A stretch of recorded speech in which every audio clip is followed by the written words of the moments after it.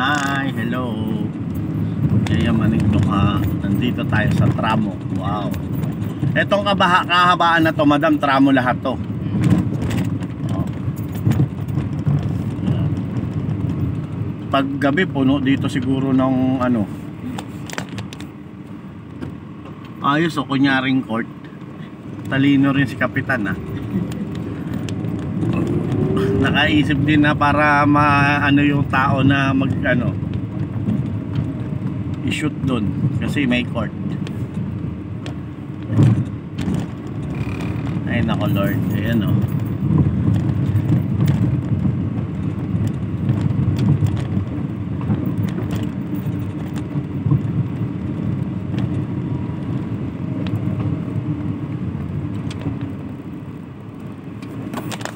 Dami pa niyang ano i-deliver.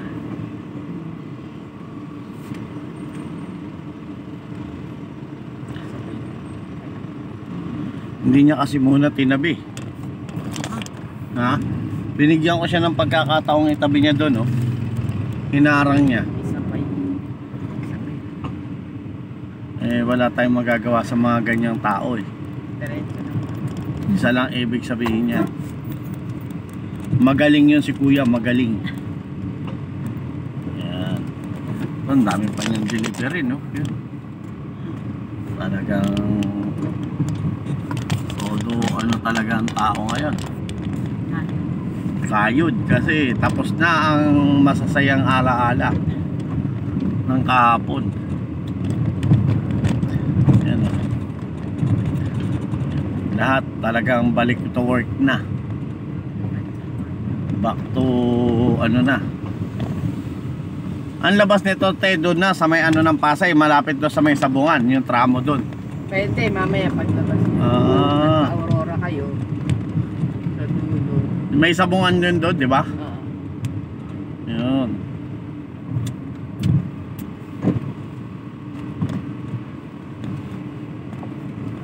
Ayos, dyan nagpa-basketball. Oo, mga ano yan. Mga player natin yan. Yan, eto naman nagba-volleyball oh. Ayan. Sira ulon to.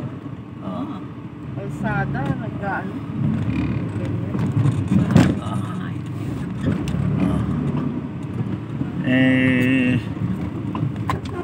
Ito si ate mukhang kagigising lang. Yan, baka Kakanan po dyan sa kanto. Eto na. Hindi, kakanan po. Oh, dito ka. Doon na kayo lalabas sa dulo. Pag kumaliwa kayo, yung sinasabi nyo sa bungan. Kaliwa tas kanan.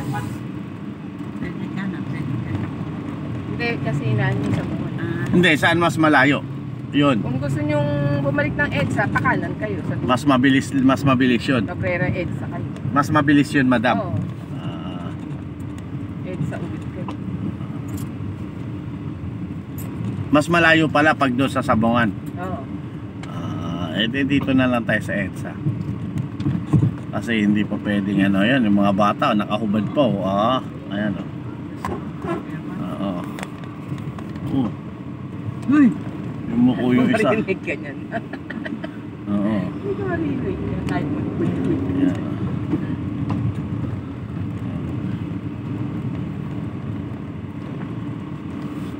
Yun oh. Dyan na lang nasa tabi. Eto na po. Ayan o, natatanaw na po lang ano yun. Oo. Tapos babalik lang, no? Yan. Maraming po salamat mga nanay. Opo, sana po i-subscribe nyo po ako. Sige po. Yan, thank you. Kami sakay ka agad o. Saan sakay ba yan? Sakay kayo?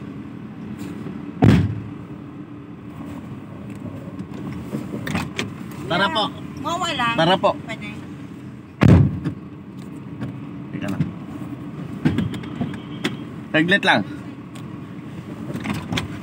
Tara. Sakto boss ah. Opo.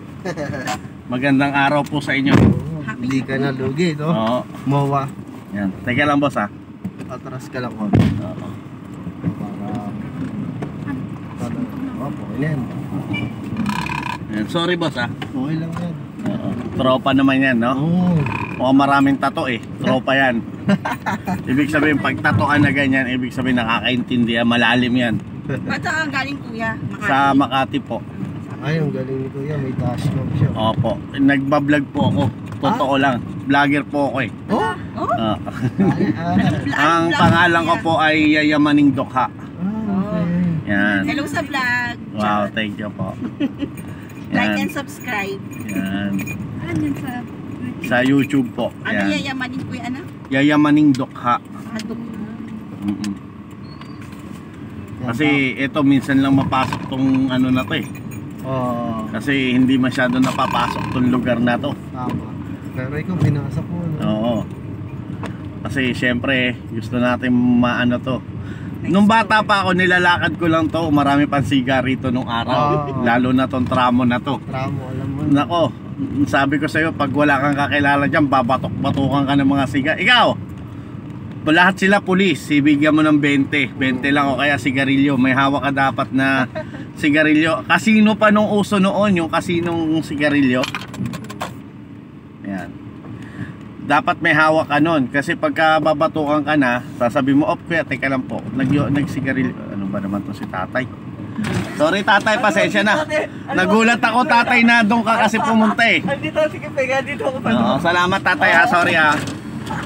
Oo, titirahin pa ako ni tatay eh. Eto si tatay gagawa pa na kwento eh. Oo, Alam- kasi biglang kumabig siya eh. Alam ko na yung ganong kwento boss eh.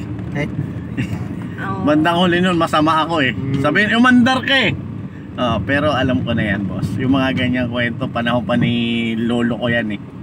Taga dito kayo dati kuya? Pasok. yung sinakay mo, saan galing yan? SM po. SM. Makati. Landmark yun, Okay. B. Ngayon, nagpatid po dyan. Sabi niya nga sa akin, ang galing. May pasahero ka na kagad. Nagulat ako, sabi niya. Sabi ko, totoo ba yan, nanay? Oo, tignan mo lang ha. Oo, bigla ko tinawag. Diba? Ano namin yun? Kalaban namin yun. Sa, Kalaban namin. Kalaban. oh, Pero mo, bagong taon, si time kami. oh. Nagpaputok kayo siguro. Hindi yun, nag-sounds kami. Pero Ah! ay, natural lang yun, di ba? Oo. Kaso may edad na kasi sila nanay eh. Pero hindi naman si nanay ang sumite. Yung babae. Babae. Oo. Hindi Saka na kuya, bagong taon dapat, di ba? Hindi naman... Tsaka nagsasaya tayo nun. Pati Noong time sila na yun. lang ang lagi nagre-reklamo. Oh. Ayun ang pala reklamador sa... Nate, vibes kami noon. Oh. Nung time na inano nila tong anak ko. Hindi, tinakot ko naman sila sir. Nabawi na kayo. Nakabawi na kayo. Oo, bakit Oo. parang tinakot mo? Di ba matanda na si nanay? Oo. Matanda na rin si ate. Oo, may edad lang yun. Oo, may edad na, di ba?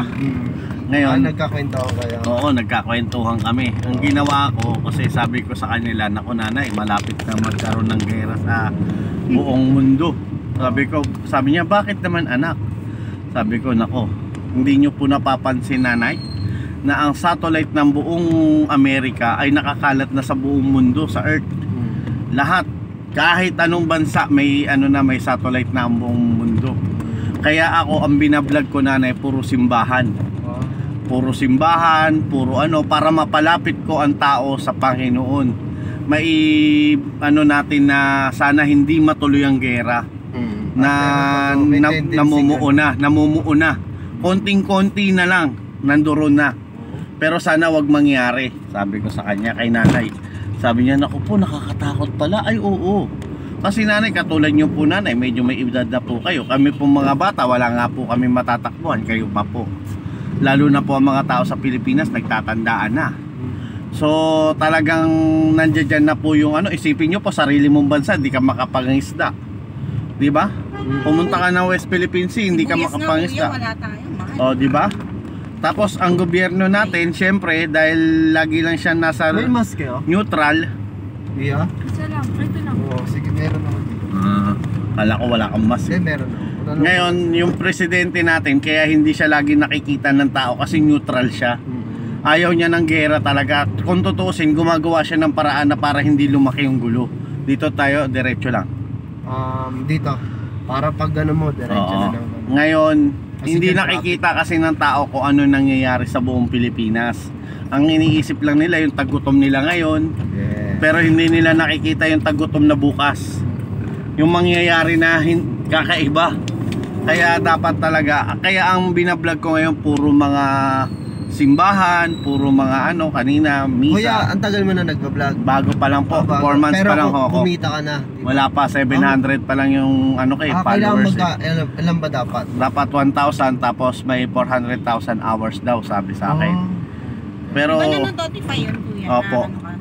opo, Pero pag naano yan, okay na yan. Pero kikita ka na ng Opo, kikita yan. opo, opo. Ganun. at saka yan din po ang daan para makapagsalita ka sa sarili mo na maipaalam mo sa taong bayan kung ano ang nangyayari sa buong mundo.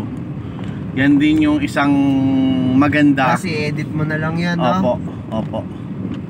Yan din ang isang maganda na nagkaroon ng ganyan para maraming yung nalalaman mo, nalalaman din ng iba. Yes, nasi-share. Oo, opo, na para kung ano man ang mangyari, at least na ibigay mo yung katotohanan sa kanila.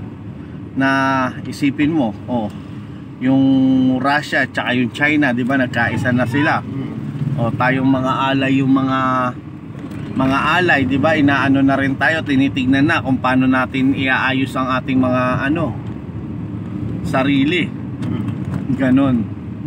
Kumbaga, ang sinasabi lang kasi ng taong bayan, walang nagagawa kasi hindi nila napapansin na may ginagawa naman, hindi lang napapansin ng tao. Ang problema lang kasi talaga sa ngayon, kahit sinong iupo mo dyan, bossing, hindi mo mararamdaman na may gobyerno. Kasi unang-una ate, inuuna nila yung sarili nila. Yes. Kasi nakita mo naman, ang daming nagtatagutom, ang daming pero wala masyadong proyekto. Yun lang ang pinakaano doon. Pero sa totoo lang, gumagawa ng paraan. Kaya nga siya pumunta ng China para maiayos niya na hindi lumaki ang maliit na gusot na wag na sanang palaguin. Pero di ba kuya, surge na naman ang COVID sa China ngayon? Alam mo naman madam na Pera kasi yan. At saka kasi yan madam, may mga bagay tayo. Yan madam ang gawa ng tao madam na hindi kayang baguhin ng kahit sino. Tapos nagtataka lang ako kuya, bakit pinatutuloy pa ni Marcos yung mga taga-China dito sa atin? Kasi madam, open tayo madam, open country tayo madam. Yun yung pinakamasakit madam na isipin. Kasi eto yan madam Eto bibigyan ko kayo example, malalim to, medyo konting trivia to madam.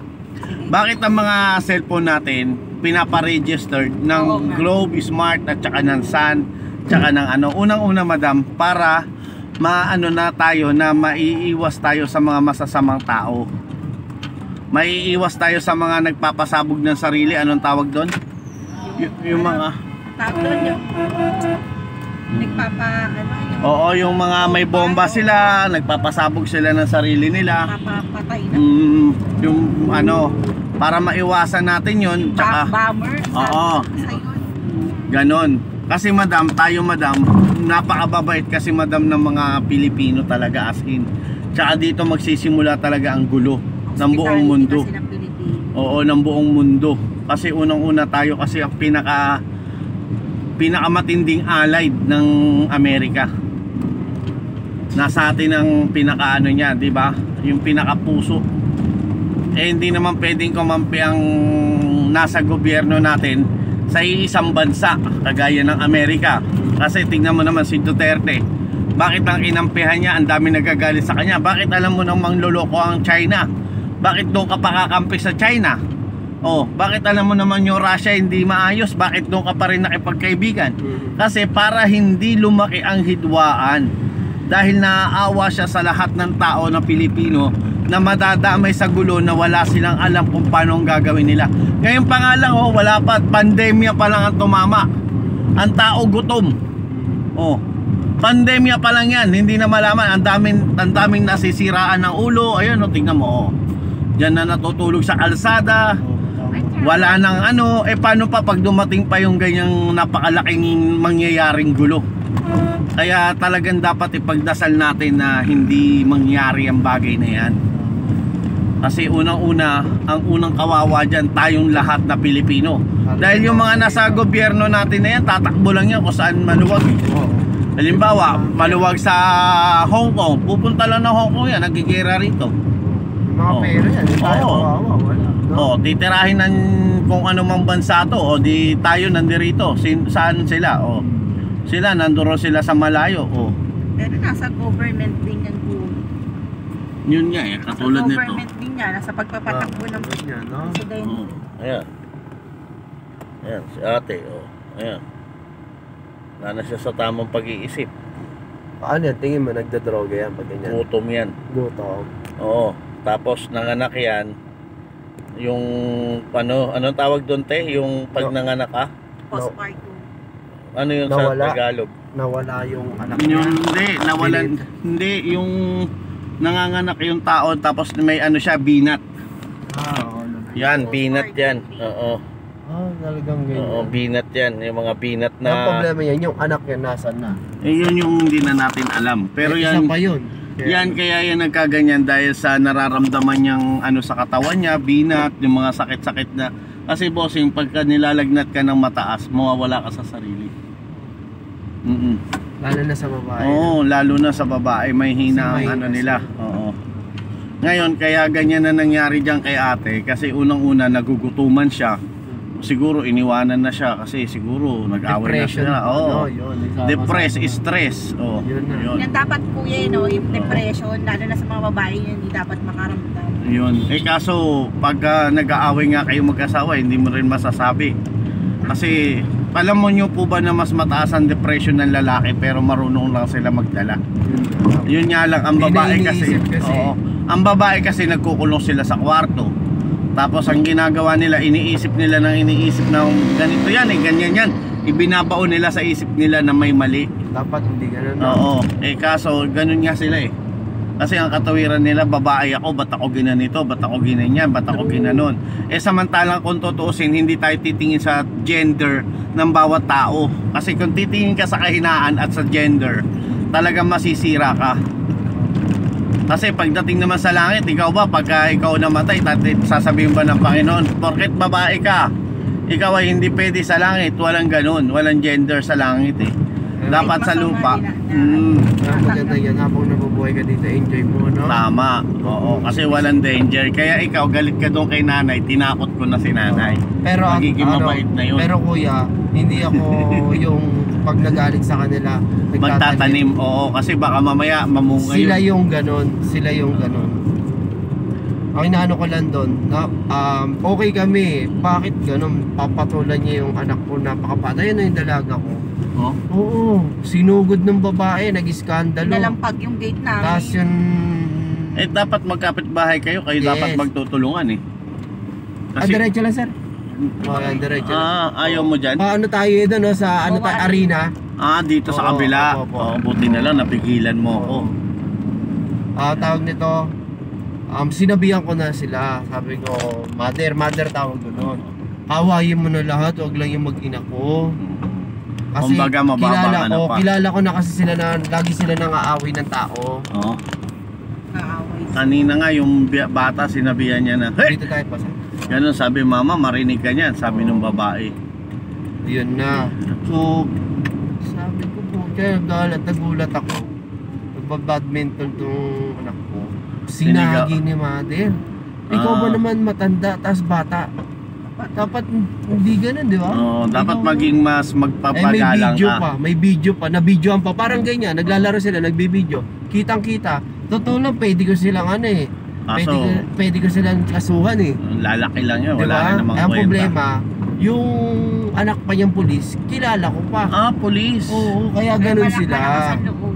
kaya ganun sila, Pero yung anak niya, kuya, mabait. Mabait. Sobra. eh, na napunta sa bahay namin dati yan eh, kisama Isip na yan, lang namin yung anak niya kasi Yun. sobrang bait nun. pero sinausap ko ni anak niya, Oo. si Boss Perdi, may problema tayo kasi nanay mo, kapatid mo. Medyo hindi Pinatulan maganda anak yung ko. kwento. At least sinabi ko na ng gano'n naman, hindi ko na dinaan sa barangay. Respeto bilang sa'yo ha, respeto pa ha. Bilang Pero magkaibigan sana tayo. wag na maulit kasi pag maulit pa, di na ako re-recta sa kanya. Yan, dyan tayo sir. DSWD na lang. Dyan na lang tayo sir. Kasi dito? load kami ng ano eh. Ito dito? PBA.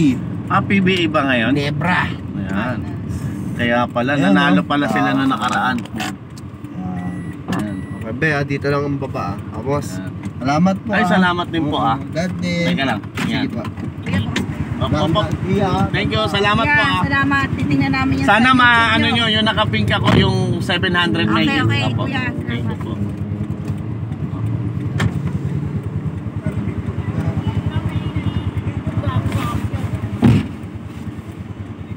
Binibenta yan, boss?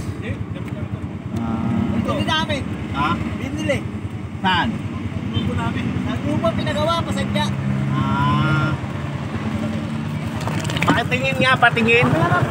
Bossing, pwede bang patingin? Pabulat-lat lang. Yan, harap likod. Wow, ang ganda. Wow, ang ganda. Never say die. Oo, bata pa ako, never say die na yan eh. Thank you po. Yan. Salamat po. Di ba? Maliit pa ako, kay Jawo pa yan, kay Jaworski pa, never say die na yan. Hindi pa pwedeng mamatay ang Hinebra sa kahit saang laban. Wow, never say die. Tsaka talo manalo yan. Maraming mga ano yan, maraming mga followers noon pa. Noong bata pa ako, baby pa ako noon. Kanya-kanyang ano, puro ano yan, ayan, suot ni tatay.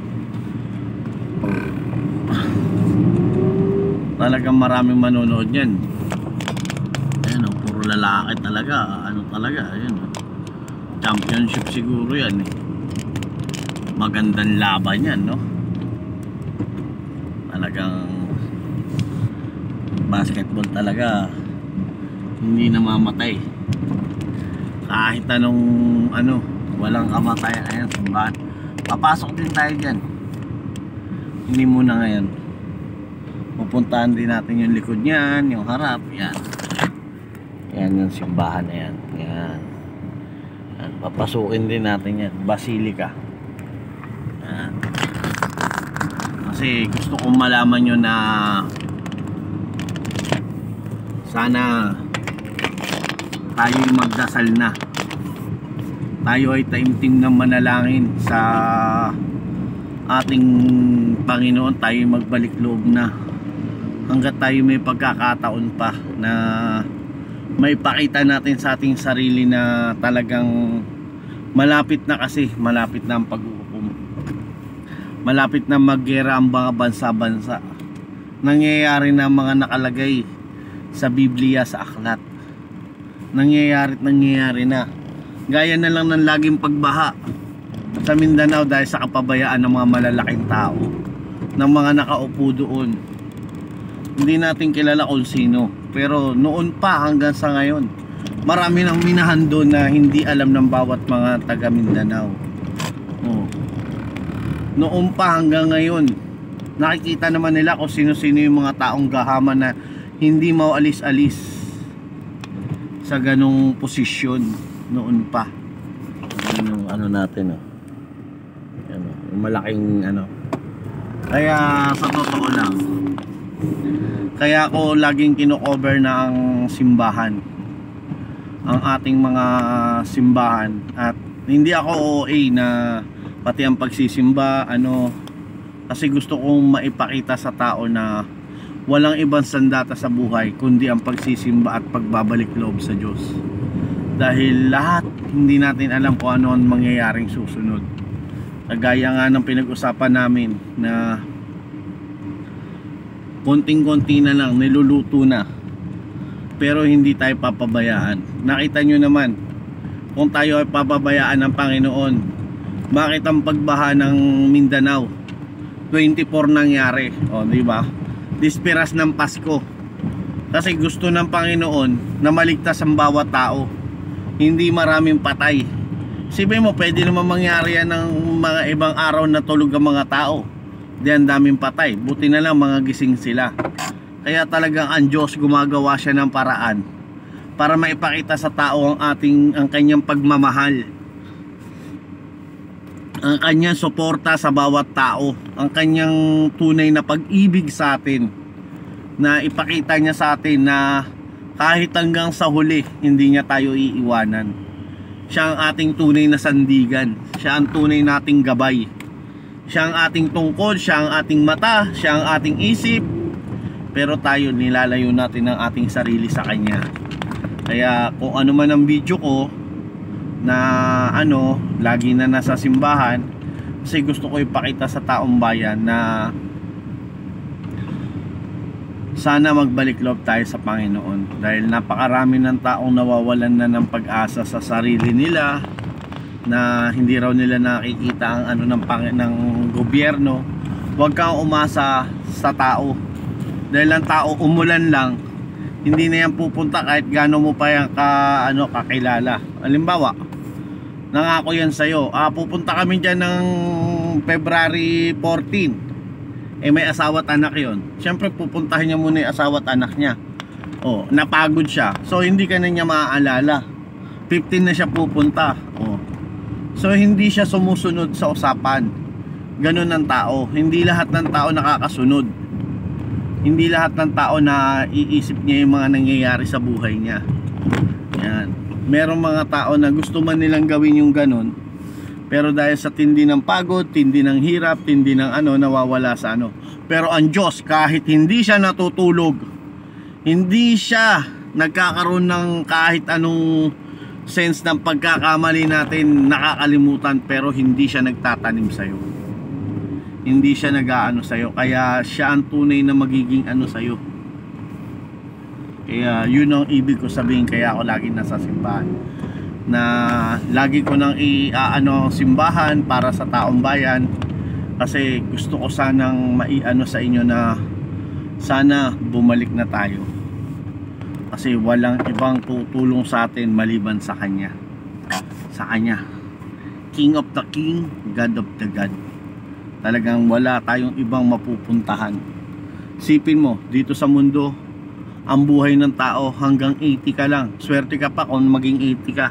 Minsan namamatay ang tao 1 year old pa lang, baby pa lang. Minsan pag may pera-pera, medyo tumatanda-tanda ng konti dahil puro pera ang pinapaano. Pero tayong mga mahihirap, wala. Diyos lang ang tanging nating sandigan. Kaya maraming salamat sa inyo na nanonood ng Yayamaning Dukha. At sana maintindihan nyo kung bakit ganun ang lagi ko nang ginagawa. At gagawin ko pa. Lalo na itong buwan na to. Kaya salamat sa inyo. I love you. Nandito tayo sa MOA. Wow, MOA. Yan. Bye-bye po.